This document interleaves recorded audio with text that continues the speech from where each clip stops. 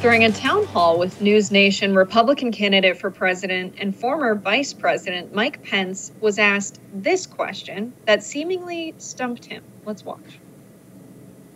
One of the things that has been said about how you conduct your personal life is you will not eat alone or meet alone with a woman. One of the hallmarks of your presidency, and one of the things that was reported on a lot, was your private lunches one-on-one with Donald Trump. Mm-hmm.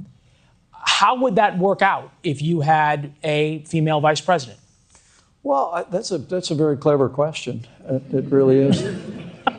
Let me say, it's a promise my wife and I made to one another. I didn't think it was particularly controversial. When I was first elected to Congress, I did an interview about the fact that we kept our family close in public service. Somebody asked us about some of the promises we'd made to one another, and I remember I said, well, I'd promised her that I wouldn't dine alone with a woman that's not my wife. And wasn't very controversial until after I became vice president. Somebody unearthed that quote, and it became quite an issue. You think it's an unfair criticism? Look, I respect the way anybody manages their marriage, and I never want to feel like I'm imposing my values on anybody. But I have to tell you what we were so moved by was the outpouring of support across the country, as some on the liberal left in the media found a way to kind of criticize us for putting that priority on our marriage. But then I remember Imagine being in the White House. You have someone in your cabinet who's a woman, and they're like, I have some very important information. I need to meet with you one-on-one. Can I step into the Oval Office at this time? Whenever you talk to their aide. The aide brings it up with Mike Pence, who is then president, and he says, are you kidding me? I have a wife. Like, it's a bit ridiculous. You're going to have to work with people of the other gender. Just answer the question. Just say, if it's necessary for doing the duties of president, yes, I would.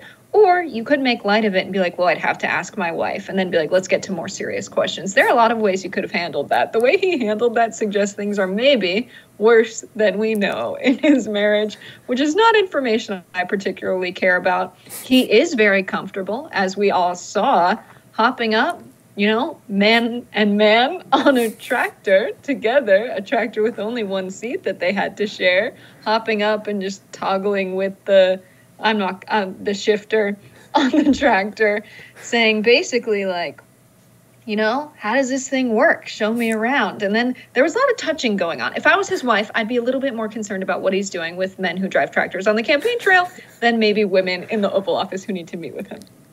Well, I think the interesting question is, like, is this a rule where it's kind of like the spirit of it? Because I do, like he was saying, he's not trying to say everybody has to have this rule. But for him, I feel like the spirit of it makes some sense in that, when you're going off to Washington, it's a very isolating city.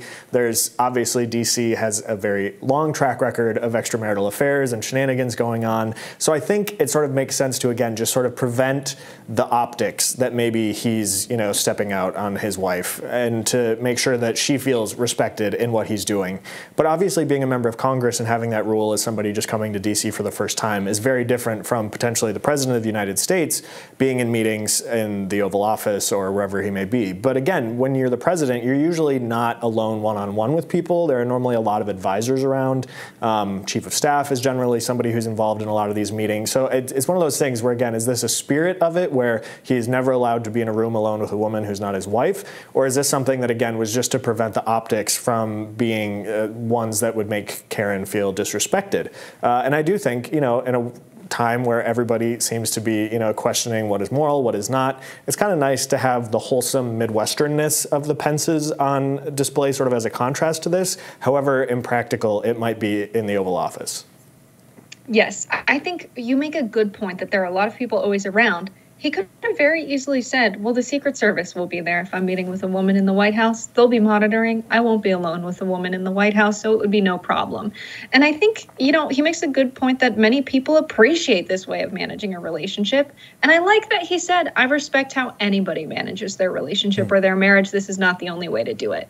As someone who's a little bit more traditional in my own relationship, I respect that view. And I respect the way he says you can do whatever you want. I think that's a good view from someone who's running for president, who's just been asked about his personal life, to actually, answer the question and divulge some of his personal thinking. I don't really appreciate the argument that that's not relevant for him running for president in this case, because I think how someone morally judges their own relationship and others' relationships speaks a lot to their ethics and decision-making process, which is really what you're voting for. We don't know if the policy positions that we're debating today are going to be the most important decisions that Mike Pence, if he becomes president, will go on to make. We need to know a little bit about his ethics and moral character and decision-making process. And I think ultimately he gave a pretty good answer to kind of a ridiculous question.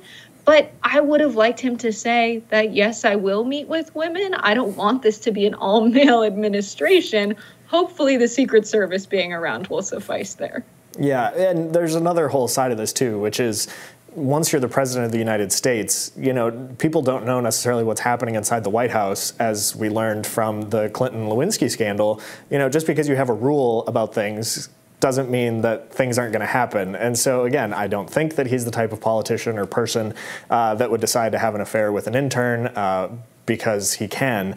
But like you said, I do think this sort of tolerance that he has, or that he at least expressed there, for you can live your life and have your relationship be whatever you want it to be, whatever works for you and your partner, I do think is nice to hear, because again, the president is there to lead the country, not necessarily issue edicts and say, this is how I live my life and that's why you must do all the same things.